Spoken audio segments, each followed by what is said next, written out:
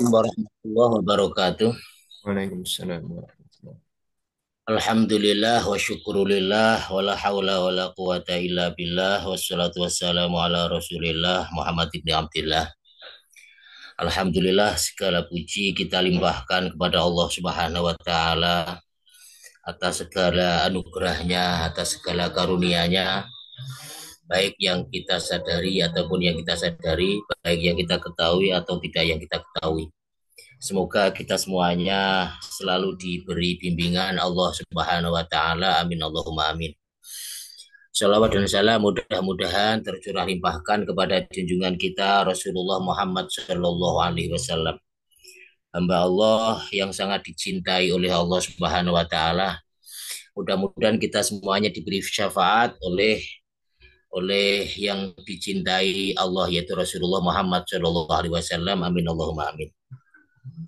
Kita sekarang melanjutkan masih surat Al-Fajr ya, tafsir surat Al-Fajr. Sekarang sudah sampai ayat ke-15.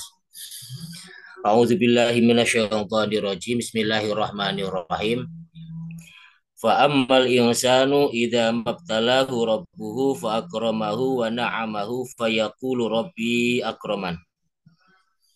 Fa ammal insan, adapun manusia itu idza mabtalahu, apabila ia diuji, apabila Allah mengujinya, fa'akramahu, kemudian Allah itu memuliakannya, diuji dengan kemuliaan, wa na'amahu, dan diberi kesenangan, fayaqulu, dia berkata, Robbi akroman, Tuhanku telah memuliakanku. Ini hampir rata-rata manusia ya, khususnya orang-orang kafir yang ada di Quraisy. Jadi standar kemuliaan itu bagi mereka itu ya yang bersifat duniawi itu adalah ikhtibar, ikhtibar atau ibtila, yaitu ujian dari Allah Subhanahu wa taala, bukan tanda kemuliaan seseorang. Tetapi kebanyakan manusia itu idama ikhtabarahu rabbu bin nikmah. Jika diuji oleh Tuhannya dengan nikmat, wabasataulahu rizqahu, dan Allah itu melapangkan rizkinya, ya rizkinya lah lancar, duitnya wakeh misalnya, waja'alahu fi atyabi aisyin, dan Allah menjadikan hidupnya itu sangat menyenangkan, nikmat, menyenangkan sekali. Fayadhunnu, manusia itu menyangka, menyangka, menduga, annadzalika, bahwa sesungguhnya hal itu likaromatihi, karena kemuliaan indarobi, di situ hanya. Jadi standar kemuliaan manusia itu banyak yang seperti ini. Ketika diberi rezekinya itu lancar, jabatannya tinggi, nikmat dunia, dihormati, itu mereka menyangka bahwa mereka itu mulia di sisi Allah, dimuliakan oleh Allah Subhanahu wa taala. Kemudian mereka mengatakan fayaqulu, kemudian mereka mengatakan Robbi akromani, Tuhanku telah memuliakanku. Nih, jadi ini dibantah oleh Allah, apa yang diduga, apa yang diyakini oleh orang-orang kafir Quraisy itu. Karena ini turunnya masih di Mekah ya, berkenaan dengan orang-orang kafir Quraisy. Jadi standar kemuliaan menurut mereka, orang-orang kafir Quraisy itu ya punya jabatan tinggi, kemudian hartanya banyak, hidupnya senang. Itu berarti Tuhannya telah memuliakan. Jadi dibantah oleh Allah Subhanahu wa taala dengan ayat ini. Nah, ini cara mengamalkan, kita sadari ya bahwa kehormatan, kenikmatan, kesenangan hidup itu adalah ujian dari Allah. Ya, ujian dari Allah. Ketika dulunya miskin diuji dengan sekarang rizkinya lancar, masih tetap berimankah? Atau berubah? Karena banyak manusia itu bisa berubah karena ujian kenikmatan ini. Betapa banyak ya kalau kita perhatikan, kadang-kadang itu orang itu ketika miskin itu dia itu andap asor ya, dia itu sama orang itu mudah bergaul dan lain sebagainya. Kemudian juga jamaahnya rajin, puasanya rajin, tapi ketika diuji dengan banyak rizki, kehormatan, lupa daratan. Kadang-kadang seperti itu manusia itu. Jadi tidak kuat ujian. Makanya ini kita sadari bahwa kenikmatan hidup yang diberikan oleh Allah Subhanahu wa taala, kelancaran rizki, kehormatan, kesenangan duniawi, semua adalah ujian dari Allah Subhanahu wa taala. Harus dijawab.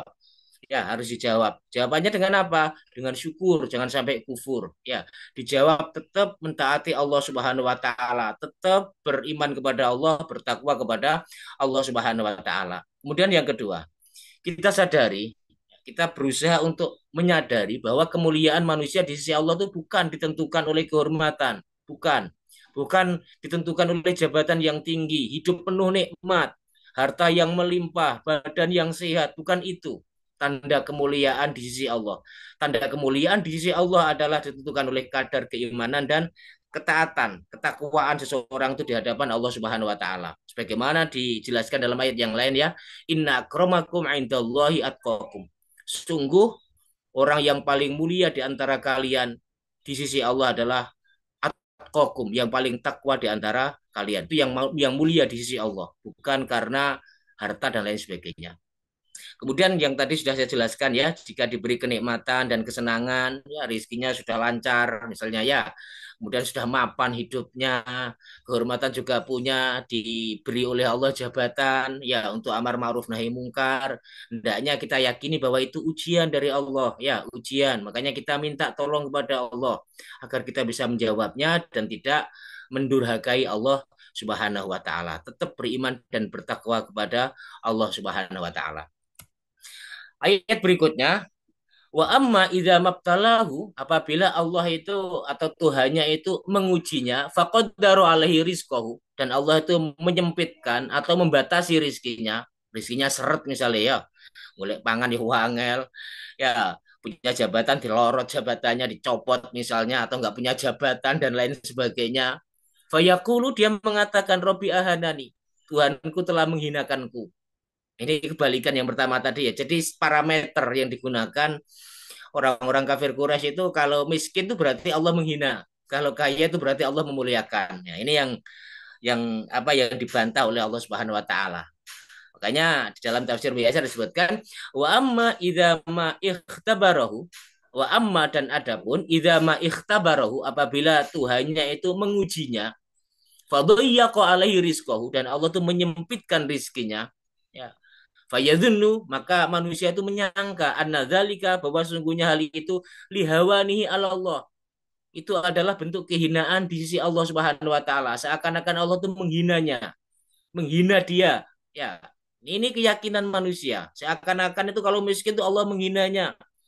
Kalau jadi bawahan itu seakan-akan Allah menghinanya. Padahal tidak. Itu ujian dari Allah. Bersabar atau tidak. Itu loh. Berkeluh kesah apa tidak. Berputus asa apa tidak. Itu adalah ujian dari Allah Subhanahu wa taala. Fayaqulu, maka kemudian dia berkata, Robbi ahanani, Tuhanku telah menghinakanku. Nah, makanya kita hindari keyakinan-keyakinan seperti ini ya, kita hindari, kita jauhi, jangan sampai ya, jangan sampai. Karena apa? Karena kemiskinan itu adalah ujian juga dari Allah Subhanahu wa taala. Nabi ada yang diuji dengan miskin, ada banyak. Nabi diuji dengan kaya, ada juga. Nabi diuji dengan punya kehormatan, ada. Nabi yang diuji dengan hina, ada. Ini adalah sebagai contoh ibrah bahwa kemuliaan, kehormatan dan lain sebagainya itu adalah ujian dari Allah Subhanahu wa taala. Makanya kita sadari ya, kemiskinan itu bukan tanda Allah menghina, ya, bukan tanda Allah menghina. Makanya kalau diuji Gusti Allah misalnya jadi orang miskin ya, atau pada saat sekarang atau suatu ketika nanti atau kapan-kapan atau yang telah lalu dan lain sebagainya, ini jika rezeki misalnya tersendat-sendat, tidak dihormati orang, itu kita berusaha untuk tetap sabar, berusaha untuk tidak berkeluh kesah ya, tidak berputus asa dari rahmatnya Allah Subhanahu wa taala, kemudian belajar hati itu rela menerima takdir dari Allah Subhanahu wa taala. Walakal hamdu ala ma qadaita nastaghfiruka wa natubu ilaik. Ya, jadi walakal hamdu ala ma qadait, alhamdulillah ya Allah atas segala hal apa yang Engkau putuskan. Astaghfiruka wa atubu ilaik. Aku meminta ampun kepadamu ya Allah dan aku bertaubat kepada Engkau. Jadi ini kalau kita diuji dengan miskin ya, berusaha tetap sabar, tidak berkeluh kesah, tidak berputus asa, rela menerima takdir dari Allah Subhanahu wa taala, tetap berusaha beriman dan bertakwa kepada Allah Subhanahu wa taala. Sebagaimana ceritanya Nabi Ayub ya, sebagaimana ceritanya Nabi Ayub. Kemudian kita hindari, yang terakhir kita hindari menghina orang miskin ya, menghina orang miskin, bawahan, jangan sampailah kita menghinanya, jangan sampai menyepelekannya. Bisa jadi yang kita sepelekan itu, yang kita hina itu bisa jadi mulia di sisi Allah karena kesabarannya, karena keimannya, karena ketakwaannya dan lain sebagainya. Oleh karena itu kita sadari bahwa kekayaan dan kemiskinan adalah ujian dari Allah. Bahwa punya jabatan atau tidak punya jabatan adalah ujian dari Allah. Dihormati orang atau dilecehkan orang adalah ujian dari Allah. Ya, kadang malam, ya kadang siang, roda itu berputar, kadang ya di atas manusia itu, kadang yang di bawah. Ketika di atas itu ya ujian dari Allah, ketika di bawah itu ya ujian dari Allah. Roda kehidupan selalu berputar, kadang di atas, kadang di bawah, dan kita yakini semua adalah ujian dari Allah. Ya, jika tetap beriman dan bertakwa kepada Allah, mulia di hadapan Allah. Tetapi jika mendurhakai Allah, ya hina di hadapan Allah Subhanahu wa taala. Meskipun secara lahir dia adalah orang yang mulia secara lahir, tapi di sisi Allah dia orang yang dihinakan oleh Allah Subhanahu wa taala karena durhaka kepada Allah Subhanahu wa taala. Kemudian Allah melanjutkan, kalla balla tukrimunal yatim. Kalla, sekali-kali tidak demikian. Artinya, laisal amru kama yadun hadal insan. Yang benar itu bukan seperti apa yang disangka manusia ini. Enggak seperti ini. Gitu loh. Ini sangkalan dari Allah Subhanahu wa taala. Kalla, sekali-kali tidak demikian. Bukan kekayaan itu yang menjadi standar Allah memuliakan. Bukan kemiskinan yang menjadi standar Allah itu menghinakan. Bukan itu. Bukan itu. Bal al-ikram bitaatillah. Tetapi kemuliaan adalah ketika bisa mentaati Allah Subhanahu wa taala. Itu mulia. Ketika punya jabatan tetap taat mengguni Gusti Allah, itu mulia. Ketika diuji nggak punya jabatan, ya atau jabatannya diambil, dicopot, tetap dia mentaati Allah, itu mulia. Ketika diberi kekayaan oleh Allah, hartanya lancar, itu kalau dia mentaati Allah, itu mulia di hadapan Allah. Kalau diuji dengan rizkinya seret tetap taat kepada Allah, itu mulia di hadapan Allah Subhanahu wa taala.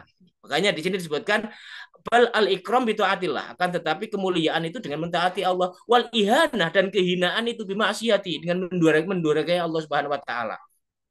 Makanya orang yang dihinakan oleh Allah itu ya orang-orang yang durhaka, itu berarti dihinakan oleh Allah. Meskipun apa? Meskipun secara materi, secara lahir mungkin mulia di hadapan manusia, ya, mulia di hadapan manusia. Atau orang miskin juga seperti itu, bisa dihinakan oleh Allah kalau dengan kemiskinannya dia tidak taat kepada Allah. Dengan kemiskinannya dia menggunakan untuk mencuri, untuk mencopet, untuk mencaci maki orang. Itu sama saja, ya, sama saja. Berarti dia tidak lulus diuji oleh Allah Subhanahu wa taala jadi miskin. Jadi semuanya parameter kemuliaan adalah ketaatan kepada Allah Subhanahu wa taala, dan parameter kehinaan adalah maksiat kepada Allah atau durhaka kepada Allah Subhanahu wa taala. Jadi meskipun orang miskin kok tidak mau sholat, ya berarti ya dihinakan oleh Allah Subhanahu wa taala. Jadi standarnya di situ.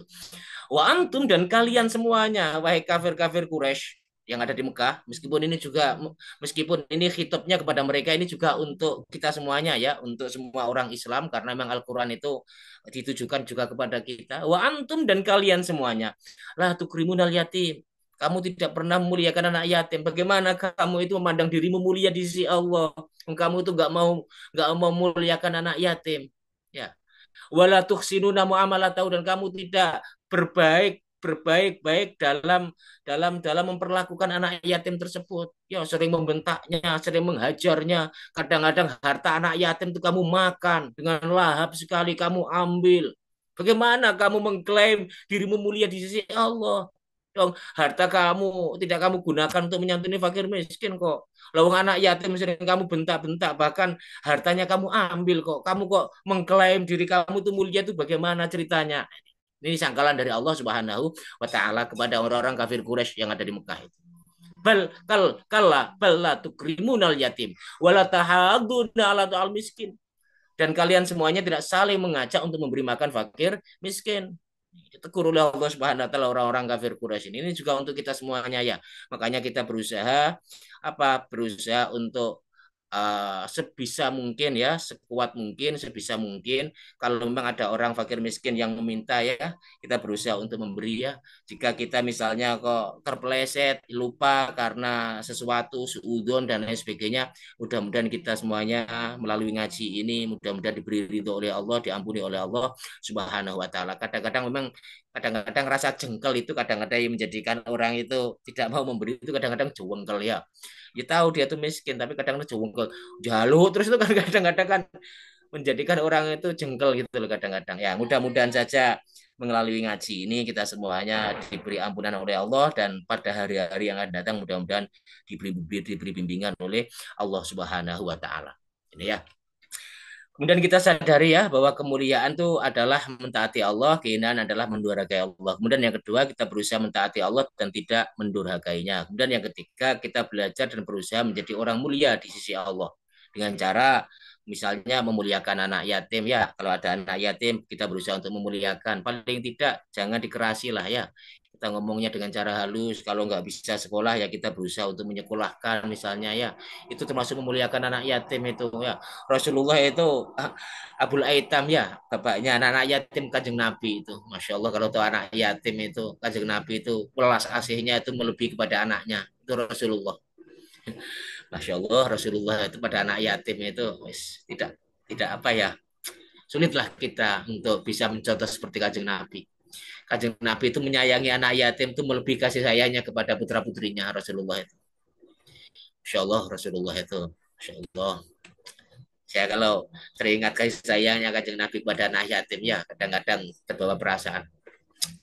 Sangat sayang Rasulullah kepada anak yatim. Bagaimana gak menyayangi ya? Mereka ditinggal mati bapaknya, sudah gak ada yang menyayangi lagi. Seharusnya mereka mendapatkan hak untuk dibelas kasih, ya untuk disayangi orang tuanya, tapi orang tuanya sudah meninggal.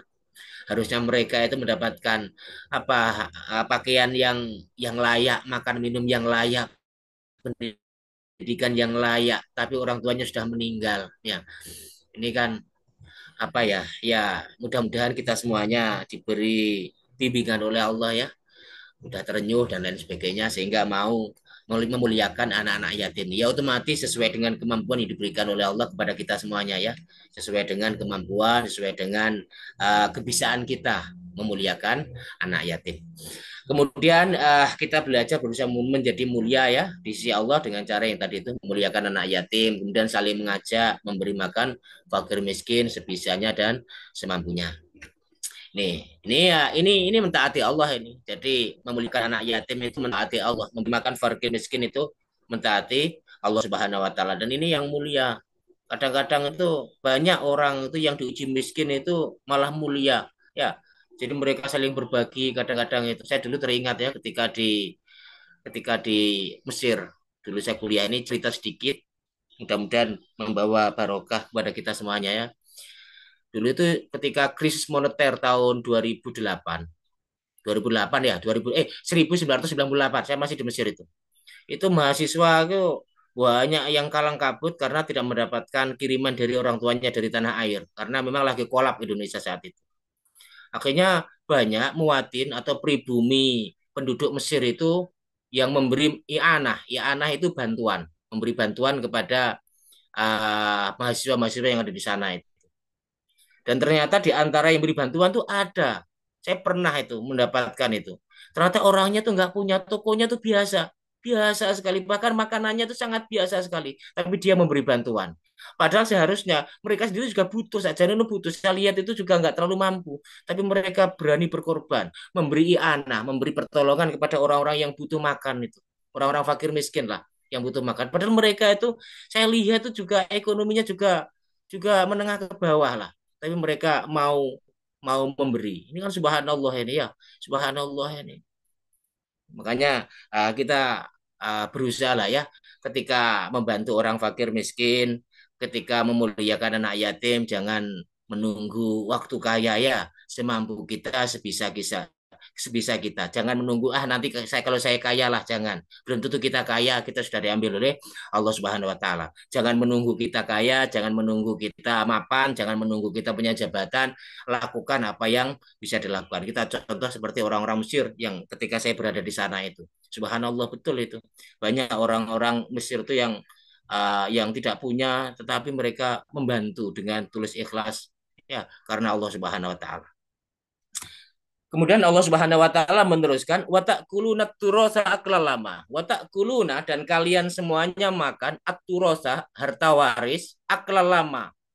Yaitu aklalama dengan cara mencampur baurkan yang halal dan yang haram. Artinya Wa ta'kuluna dan kalian semuanya memakan hukukul akharin, hak-hak orang lain fil miras di dalam harta warisan itu aklan syadidan dengan sangat lahap, campurkan ya, yang haram sama yang halal wis tidak dibedakan, dicampur adukkan antara yang hak dan yang batil. Ini termasuk teguran ya. Ini teguran untuk orang-orang kafir Quraisy itu. Jadi kafir Quraisy itu kalau makan itu tidak peduli halal apa haram, pokoknya semuanya dimakan saja.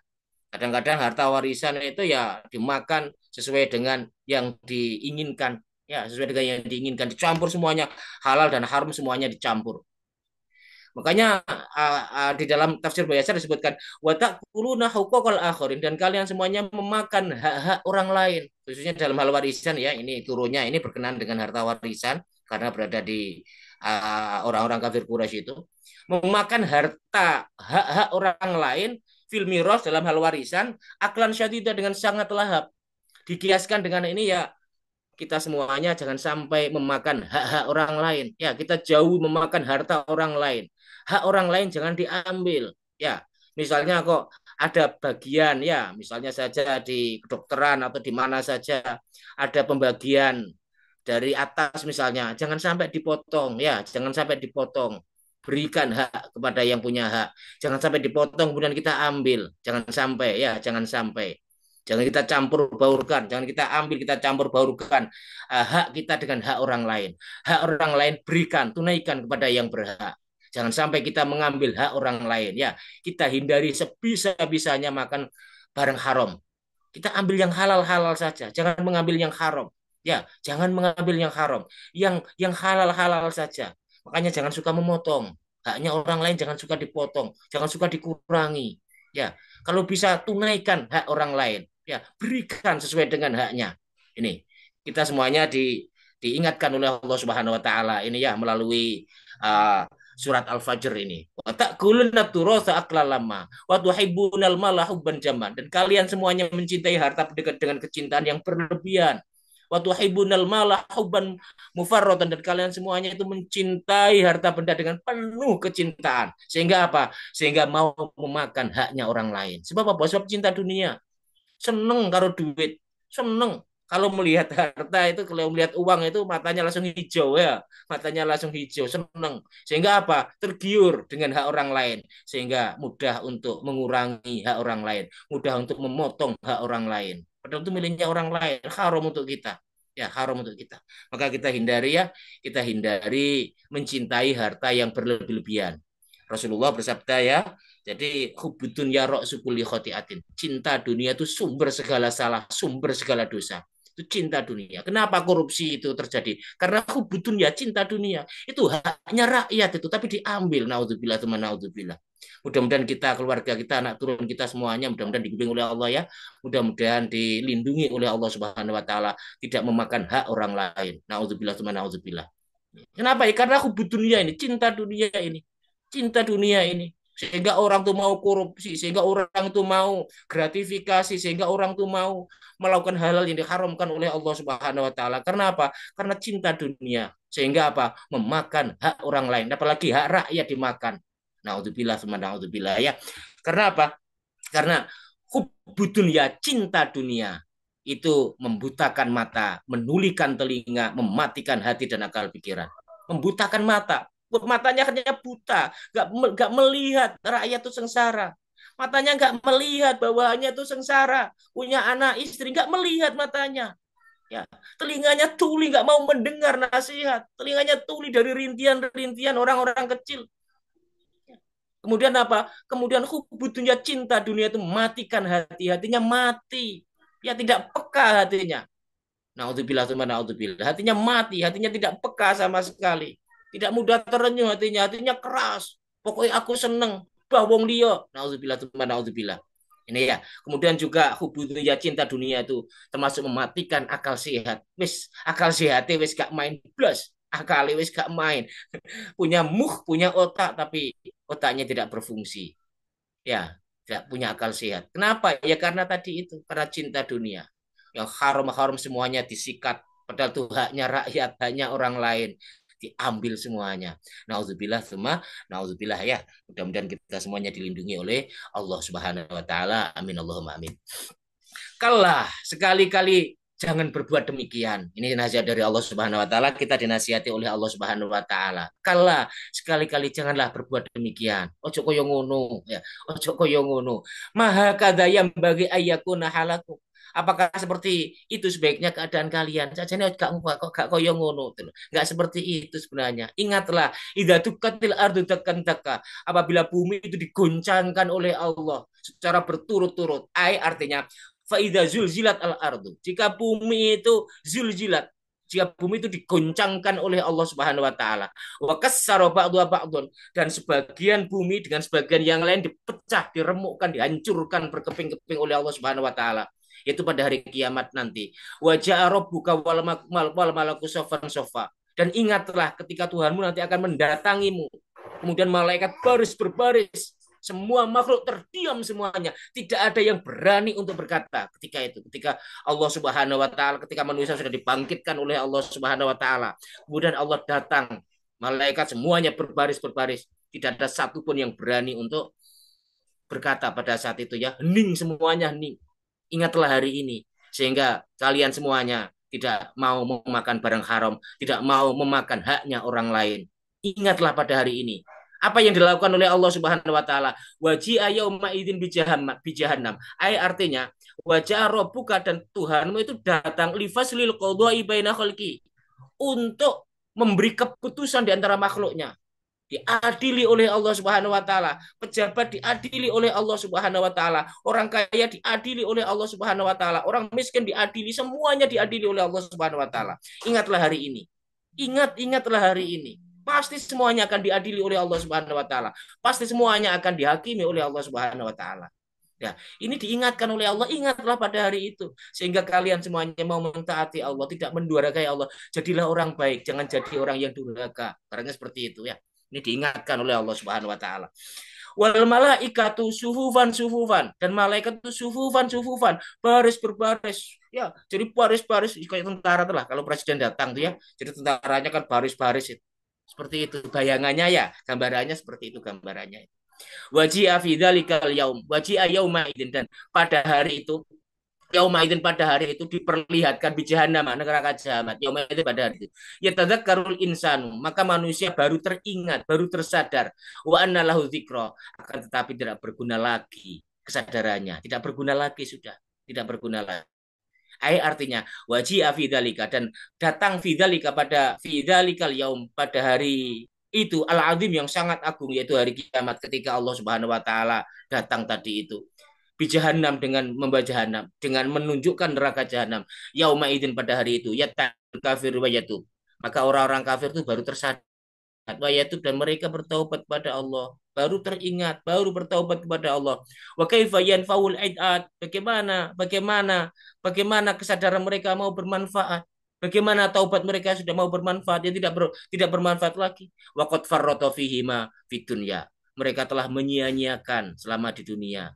Di dunia waktunya untuk menyadari, waktunya untuk mendengarkan mauidhah, waktunya untuk mendengarkan nasihat, waktunya untuk bertaubat kepada Allah Subhanahu wa taala, waktunya untuk memperbaiki diri, waktunya untuk berbuat baik disia-siakan oleh orang-orang kafir ini. Ya sudah tidak ada manfaatnya lagi ketika teringat pada hari itu sudah tidak ada manfaat lagi. Wafata awanu maka dan keduanya telah berlalu sudah nggak ada masalah lagi sudah waktunya sudah berlalu sudah ya sudah tidak bermanfaat lagi taubatnya sudah tidak bermanfaat lagi nasihat-nasihat sudah tidak bermanfaat lagi keimanan dan lain sebagainya. Makanya kita ingat-ingat ya hari kiamat ini ketika semua dihancurkan oleh Allah Subhanahu wa taala, kemudian Allah Subhanahu wa taala akan datang untuk memutuskan segala perkara semua makhluknya. Malaikat baris berbaris, neraka dan surga ditampakkan. Kemudian kita ingat hari kiamat yang sudah saya katakan tadi, itu dapat menebalkan iman kita ya, dapat mengurangi cintaan kita kepada dunia. Kita ingat-ingat kepada hari itu bahwa Allah akan memutuskan perkara di antara makhluk-makhluknya. Makanya kita hati-hati selama hidup di dunia ini, jangan sampai selama hidup di dunia ini kita berbuat durhaka dan lain sebagainya. Ini sudah jam apa diteruskan apa tidak Mas Agung? Ini sudah jam 6.48. Diteruskan aja ya, tinggal sedikit ya. Iya, dirasakan mawon. Diteruskan Nak Mawon ya. Gak Iya. apa-apa nanti kalau lebih dari jam 7. Iya menaik betul. Ya pun, diteruskan saja.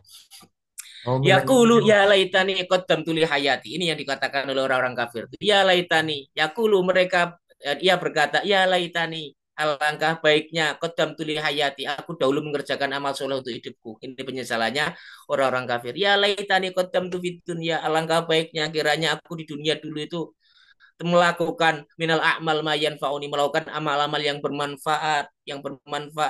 berguna li hayati fil akhirah, untuk hidupku di akhirat. Ini penyesalannya orang-orang kafir. Makanya kita jangan sampai menyesal ya. Sebagaimana orang-orang kafir itu baru menyesal nanti di akhirat. Alangkah di dahulu itu saya kok mau sedekah. Alangkah dahulu itu saya kok mau zakat. Alangkah dahulu di dunia saya mau sholat. Alangkah dahulu saya kok Islam misalnya ya. Jangan sampai kita nanti menyesal sebagaimana orang-orang kafir ini. Kemudian kita berusaha tidak menyia-nyiakan hidup kita ya. Selagi masih hidup, kita gunakan sebaik-baiknya untuk mentaati Allah dan Rasulnya ya, semampunya. Jika terpeleset, bagaimana Ustaz? Segera bertaubat dan kembali kepada Allah Subhanahu wa taala. Wa yauma idzin, dan pada hari itu la yu'adzibu adzabahu ahad. Ini diingatkan oleh Allah. Pada hari itu tak seorang pun yang menyiksa seperti siksanya. Tidak ada yang mampu menyiksa seperti siksanya Allah. Sangat pedih sekali. Jika Fir'aun menyiksanya sangat pedih, Allah jauh lebih pedih lagi. Tidak ada. Sampai di sini disebutkan ya. Fa yauma idzil la yu'adzibu adzabahu ahad.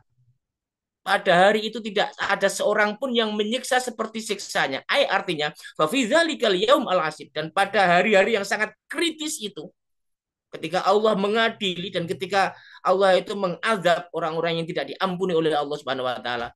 La yastati'u ahadun, seorang pun tidak mampu. Wala yaqdiru, dan tidak akan berkuasa ayu adziba, untuk menyiksa misla ta'dzibillah, seperti siksa Allah Subhanahu wa taala. Andai kata di dunia itu ada orang yang siksaannya itu sangat pedih, siksaan Allah jauh lebih pedih. Bahkan di sini disebutkan, siksa Allah itu tidak ada yang bisa membandingi. Tak seorang pun bisa membelenggu seperti belenggu Allah. Tak seorang pun bisa menyiksa seperti siksaan Allah Subhanahu wa taala. Bagaimana ya? Kalau manusia menyiksa mati sudah. Kalau Allah enggak menyiksa mati, hidup lagi, siksa, hidup lagi, terus begitu terus.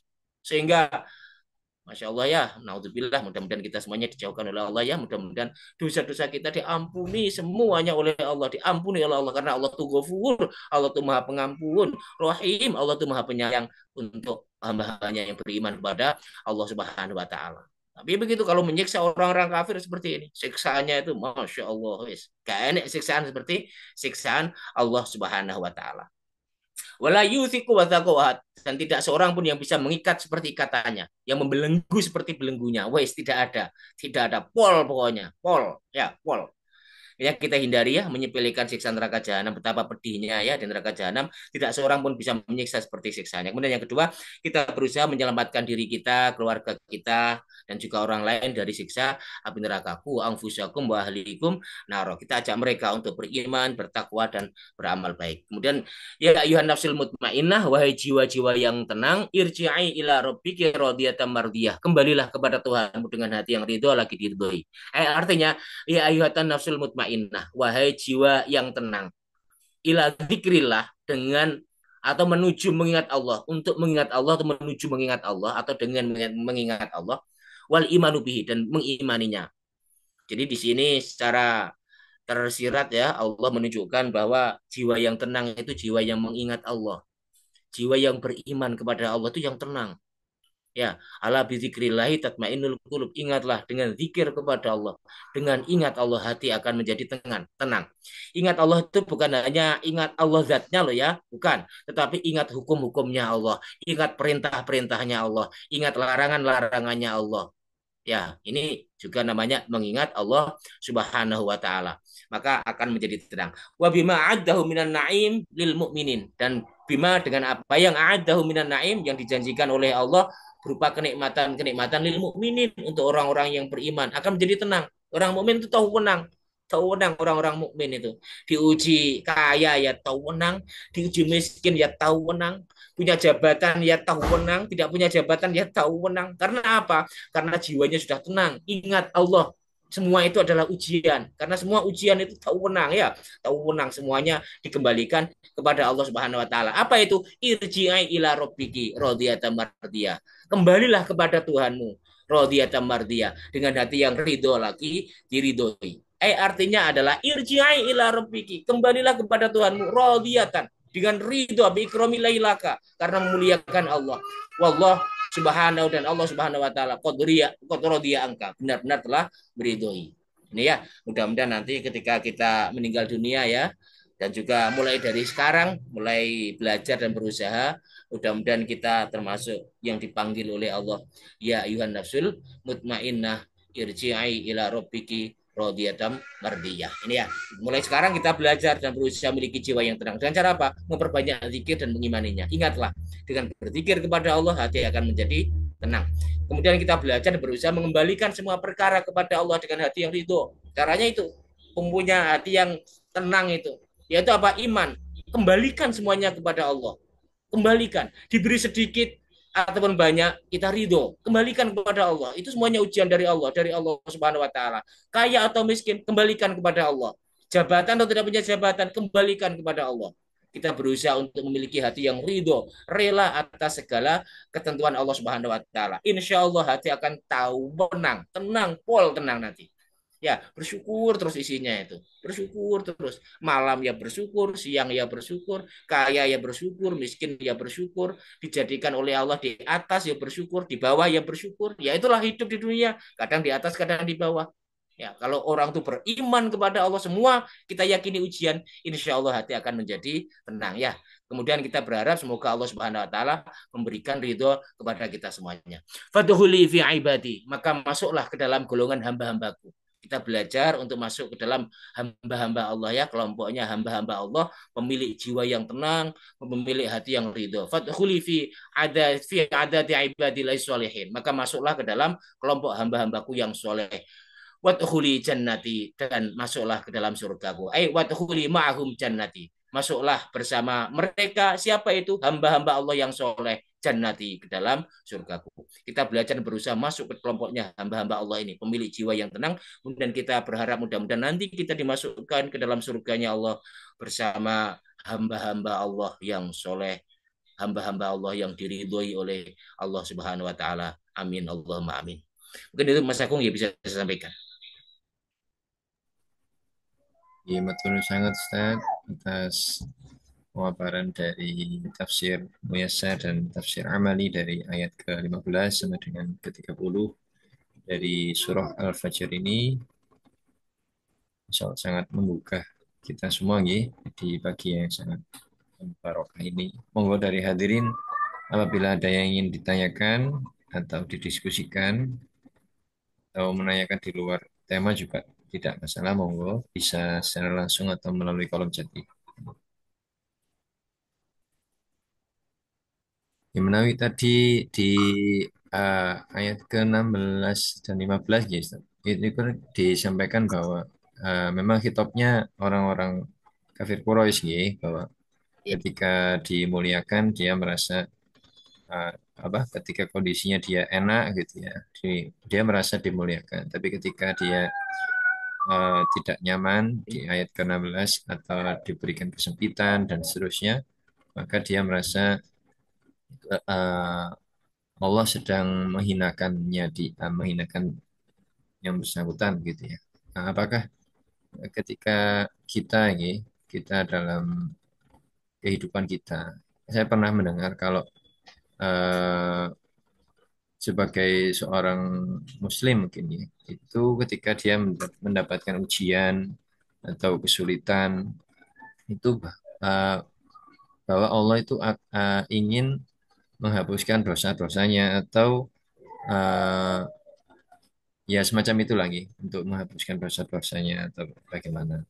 Nah, apakah boleh seorang itu berpikir ketika kita menemui suatu kesulitan atau ujian tadi, maka dia berpikirnya apa ya yang sudah saya perbuat salah gitu ya. Apakah itu juga suatu paradigma yang dibenarkan gitu. Terus, Ya, ya itu bisa dibenarkan Mas Agung ya. Karena memang ada keterangan hadis dari Kanjeng Nabi bahwa tidaklah duri yang mengenai kaki seorang mukmin atau perasaan tidak enak atau gundah atau sakit atau ujian yang gak enak-enak yang lainnya. Kemudian dia bersabar kecuali diberi ampunan oleh Allah Subhanahu wa taala atau derajatnya dinaikkan oleh Allah Subhanahu wa taala. Memang ada hadisnya. Makanya menakjubkan orang mukmin itu diuji nikmat ya mendatangkan ridhonya Allah, diuji tidak nikmat juga mendatangkan ridho Allah Subhanahu wa taala. Itu tidak salah, ya itu benar itu. Itu menakjubkan kalau ada orang misalnya diuji kok rezekinya seret, ini barangkali Allah hendak mengampuni dosa-dosa saya. Itu bagus sekali ya, bagus sekali. Akhirnya kita memohon ampun kepada Allah, memperbanyak zikir dan lain sebagainya. Meskipun itu sebenarnya sudah lakot rufiatil aklam baca fatis suhuf dalam hadis yang lain ya itu sudah ketentuan sejak zaman azali itu karena kaya dan miskin semuanya itu sudah tertulis oleh Allah yang dulu kita baca ya dalam hadisnya itu bahwa ketika manusia itu berada di dalam kandungan dicatat empat hal apa itu rezekinya apa itu ajalnya apa itu amalnya dan bahagia dan celakanya semuanya itu adalah ujian jika ujian itu dijawab dengan kebaikan misalnya dengan muhasabah ya bagus sekali berarti lulus ibaratnya seperti itulah lulus diuji oleh Allah akhirnya dia mau memperbaiki diri dan lain sebagainya itu dibenarkan dan memang dijelaskan di dalam hadisnya Rasulullah Muhammad Shallallahu Alaihi Wasallam.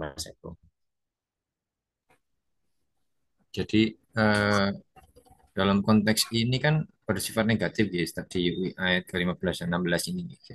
Sifat-sifat Ya, orang kafir Quraisy kan seperti ini negatif. Tapi kalau dalam kondisinya orang Muslim yang ingin bertaubat gitu ya untuk mencari apa ya kesalahan saya, apa ya dosa saya itu berarti berbeda nih konteksnya.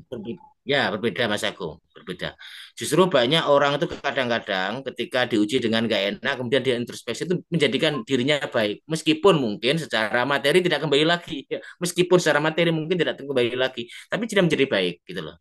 Kadang-kadang makanya yang tadi saya sampaikan, orang-orang mukmin itu menakjubkan dalam hadis Rasulullah itu. Orang-orang mukmin itu menakjubkan, diuji dengan nikmat, ya mendapatkan kebaikan dia, diuji dengan bala juga dia mendapatkan kebaikan. Insya Allah ada dalam salah satu hadisnya itu. Baik, betul Ustaz. Ustaz. Monggo dari hadirin apabila ada yang ingin ditanyakan lagi.